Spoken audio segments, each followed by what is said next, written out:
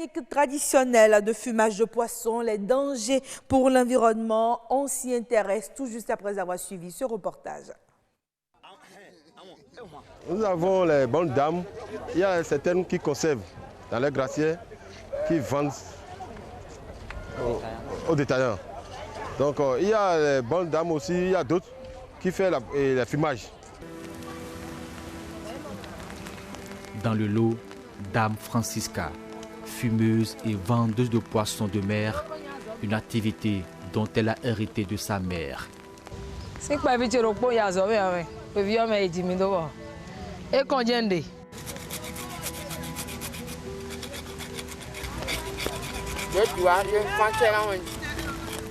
Après cette étape d'achat de poissons, un véritable parcours de combattant, toute une autre chaîne d'action, aussi délicates les unes que les autres. Et voici le produit réduit en morceaux, prêt à recevoir sa dose de fumée.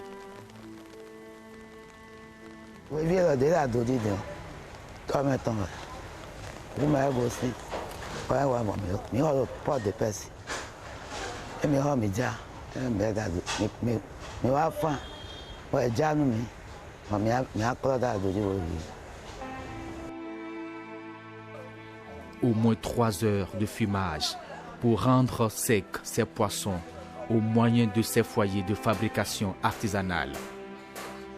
Nous sommes en train de voir le processus de fumage du poisson avec la technologie traditionnelle où nous avons assez de fumée parce que ça dépend des combustibles.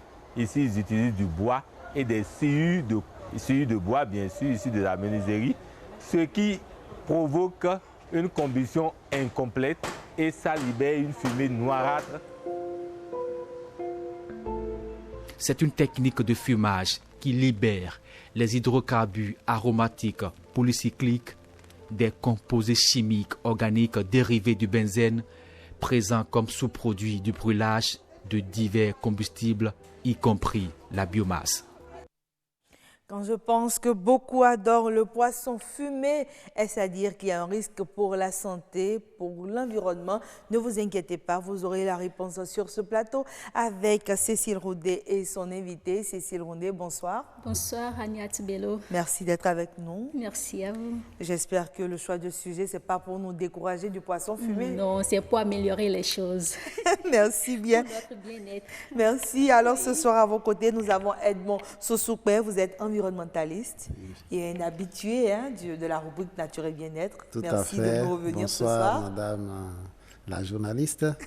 Ce soir, donc, on fume le poisson. Oui, on fume Comment le est-ce qu'on le poisson. fume? Dites-nous tout, Cécile. Bonsoir, chers téléspectateurs. Ce sont des produits très prisés des Béninois, les poissons fumés et à la technique traditionnelle. Et je voudrais demander au professeur Sosoukwe, après avoir suivi ce reportage, quelle est votre première réaction? Oui, merci beaucoup, madame la journaliste.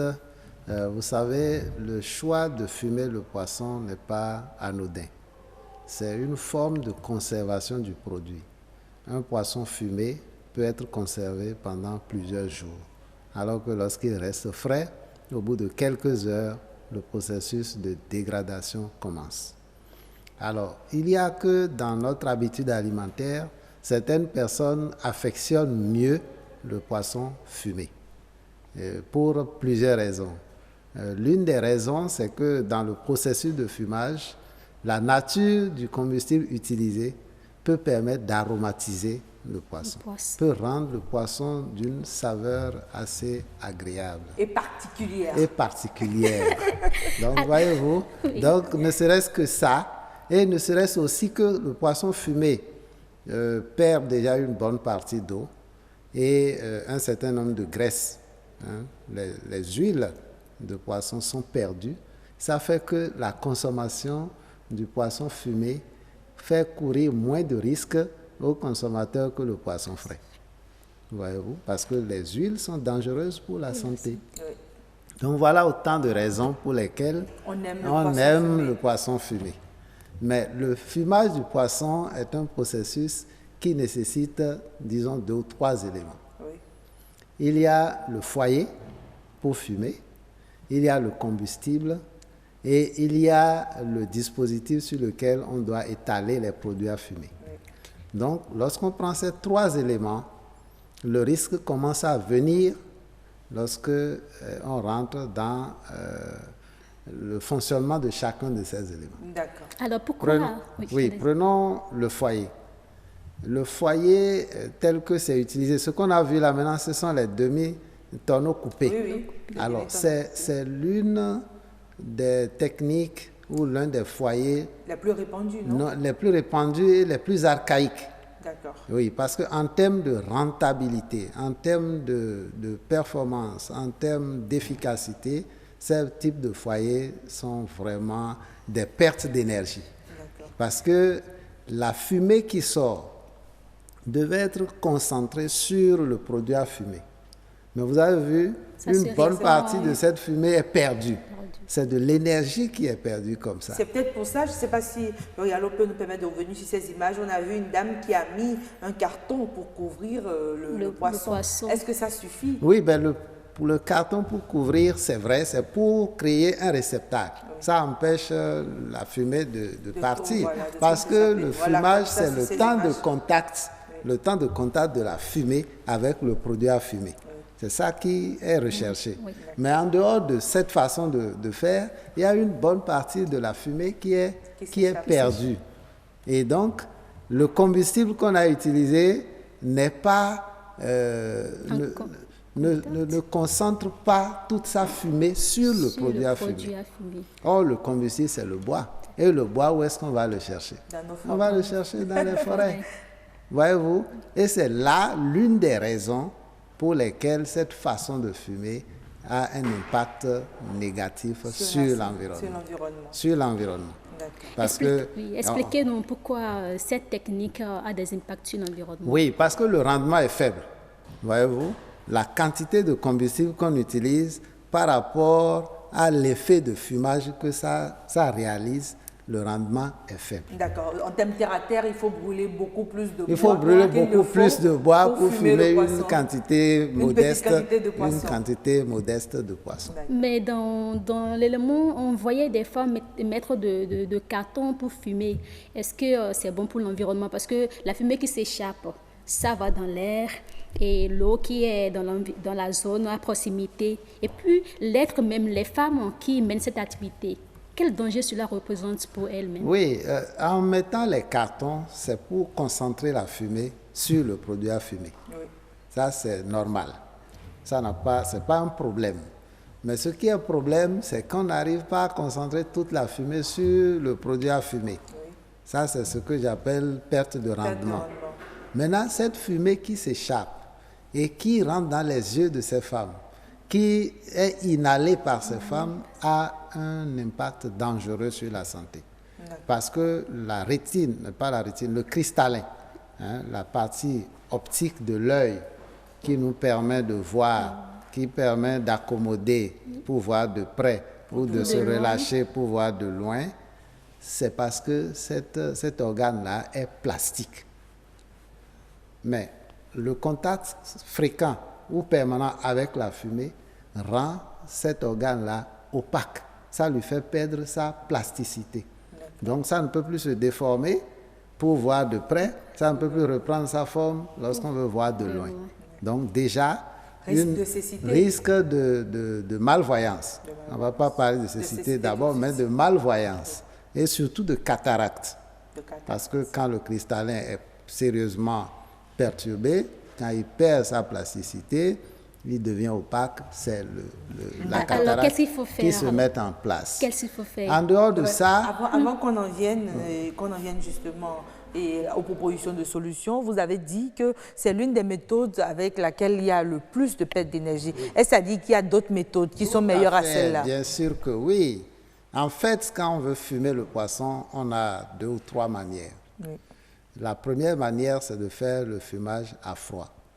Bon, nos climats ne permettent pas seulement ça. Nous faisons le fumage à chaud. Oui. Maintenant, il y a plusieurs recherches qui ont été faites, notamment par la FAO, qui fait dans l'alimentation, et qui ont permis de mettre en place un certain nombre de foyers améliorés. Qu'est-ce qui est amélioré avec ces foyers-là? Oui, ce qui est amélioré, c'est le rendement. C'est-à-dire on utilise moins de bois et la fumée produite est en contact direct et permanent avec le produit à fumer. Est-ce que vous voyez? Donc, à partir de ce moment, on n'agit plus, on ne va plus déforester massivement, et on ne produit plus beaucoup de fumée en perte qui gêne les yeux et qui sont respirés par les populations. Donc, c'est des foyers construits. On les construit. Il y a tout un dispositif. Oui, il y a toute une spécification technique avec des mesures bien précises selon la dimension qu'on veut avoir. Et, par exemple, il y a le foyer short-core. On va éviter de faire. Est-ce que ces foyers sont à la portée Bien sûr, ces foyers sont à la portée et il faut dire que même le Bénin a fait la promotion de ces foyers à un moment donné. Oui. En construisant des foyers pour des groupements de femmes. Donc, quand vous revenez avec vos produits, pendant un certain nombre de temps, vous pouvez occuper le foyer. Et après, c'est le tour d'une autre personne, ainsi de suite. Donc, cela est fait. Il y a même un projet qui est piloté par JVE actuellement, qui fait la promotion d'un type de foyer amélioré qu'on appelle le foyer Banda amélioré ou le Parping, qui est actuellement. Mais c'est toujours du bois comme combustible? C'est du bois qui est utilisé comme combustible. Mais ces foyers-là ont aussi l'avantage que ce n'est plus du bois massif. On peut aller chercher la sciure, on peut aller chercher les copros, on peut aller chercher autre chose. Et est-ce qu'on les brûle quand oui, c'est la fumée qui est l'élément important. Mais et la fumée pour l'environnement? Oui, la fumée, c'est en fait un ensemble de particules qui se libèrent lorsque, sous l'effet de la chaleur, on parle de pyrolyse, les constituants du bois sont brûlés. Donc, dans cette fumée-là, on a plusieurs composantes. Certains composants sont dangereux pour la santé à l'inhalation. Donc, lorsqu'on respire ça, il y a problème. Mais l'effet sur l'environnement, si ce n'est que le bois, l'effet n'est pas important. D'accord. Ça ne change pas fondamentalement la nature de l'atmosphère. D'accord. Ça ne dégrade pas particulièrement l'environnement. Mais c'est l'effet sur la santé qui est vraiment à déplorer. D'accord. Et on rappelle à toutes ces dames qui mènent ces activités que bientôt, le ministère du cadre de vie va mettre en place un dispositif qui va les permettre de fumer dans les conditions qui respectent l'environnement et leur santé. Ces recours seront implantés à Djefa et puis à Zobo. Oui, tout merci à fait. À vous, professeur. Merci au passage le ministre du cadre de vie pour tous ces efforts-là. Merci. Parce que pour améliorer le cadre de vie, plusieurs actions concourent à cela. D'accord, merci. Moderne aussi. Merci beaucoup Edmond Sossoukouin, vous êtes environnementaliste ici avec vous. On s'est intéressé aux techniques de fumage de poisson. Quels sont les dangers pour l'environnement? La réponse était donc sur ce plateau.